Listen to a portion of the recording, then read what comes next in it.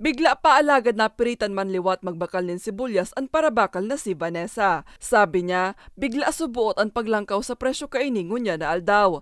Ang dati kayang 300 pesos sundo 320 pesos na presyo kada kilo nin sibuyas, ngunyan nasa 500 sundo 600 pesos na ini kada kilo. Sa ibong kaini, nagbakal man liwat siya para lang may mailaag sa lulutuon. Para sa iya, iba man liwat ang lasakan pagkakan kung kumpleto ang rekado.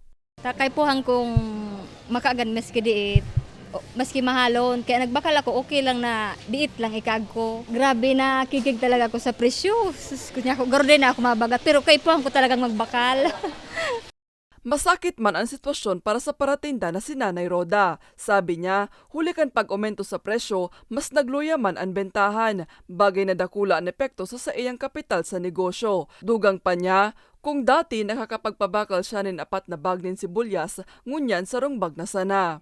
Sa mga parabakal, may mabakal na lang si 1/4, mga pidaso na lang, 3 pidaso, 5 pidaso, yun na lang po ang kaya nindang bakalon. Kaya kami man po, ang i-ano na lang, kung pirasa na ang kaya, yun na lang ang kuwaon digdita, yun na lang ang computer mi kung pirasa na ang kaya kang konsumidores.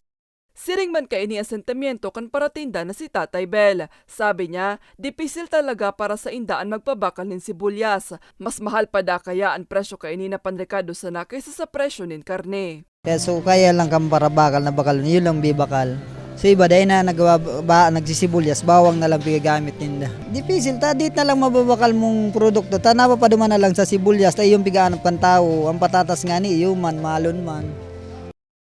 Sa ngunyan, laom na sanakan mga parabakal siring ni Vanessa, asin mga paratinda siring ninda Nanay Roda asin Tatay Bel na magbaba na ang presyo nin sibuyas bago matapos ang taon.